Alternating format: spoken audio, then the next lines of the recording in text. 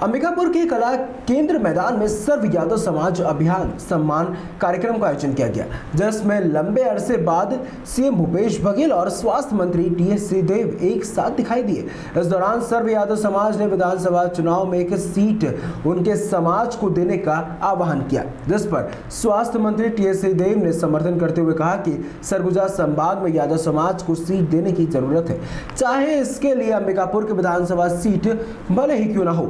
इसके साथ ही उन्होंने कहा कि मुख्यमंत्री के सामने अपनी रिपोर्ट दे रहा हूं। वहीं सीएम भूपेश बघेल ने मंच से टिकट के मुद्दे पर कहा कि टिकट को लेकर ही उन्होंने कहा कि सब कुछ टीएस सिंहदेव ने ही कह दिया है, मुझे कुछ कहने की जरूरत नहीं है। वहीं यादव समाज की सभा को संबोधित करते हुए भाजपा प्रदेश अध्यक्ष अरुण साव ने कहा कि यह आयोजन यादव समाज के लिए ऐतिहासिक रहेगा, क्योंकि हजारों की संख्या में यादव समाज एकजुट होकर इस कार्यक्रम में शामिल हुआ है।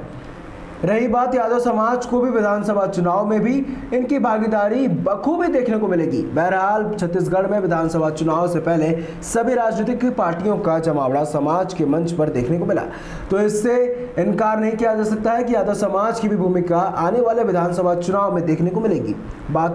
बता दें कि अब देखना होगा कि विधानसभा चुनाव में इस समाज को किस तरह से साधने की कोशिश दोनों राजनीतिक पार्टियां करेंगी।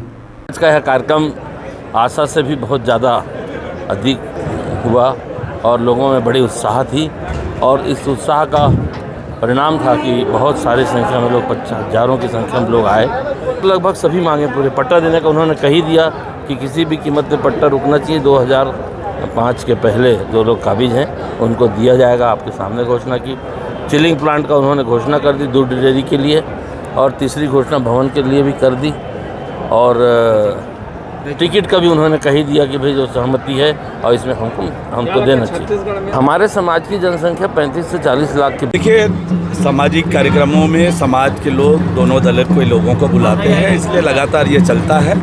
फिर भी यादव समाज का ये सम्मेलन ऐतिहासिक है।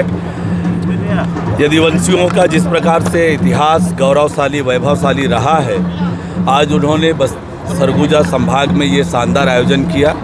बड़ी संख्या में समाज के लोग एकत्रित हुए हैं। मैं समाज के सभी लोगों को इस शानदार आयोजन के लिए बहुत बधाई और शुभकामनाएं देता हूं। समाज के लोगों के द्वारा जनसंख्या के आधार पर टिकट की भी मांग की जा रही है, इस पर क्या विचार करेगी भारतीय? यादव समाज का सम्मेलन था, सामाजिक सम्मेलन, और यादव समाज का बहुत ही लंबा इतिहास रहा है, इस देश के निर्माण में योगदान रहा है, और यादव समाज को यहाँ जो अधिकार जो फॉरेस्ट राइट एक्ट के तहत जो मनमोहन सिंह की सरकार ने दिया है, न केवल यादव समाज बल्कि अन्य जो जाति जो 13 दिसंबर 2005 के पहले काबिज हैं और 3 पीढ़ी से निवास कर रहे हों, उनको सबको हितग्राहियों को मिलेगा।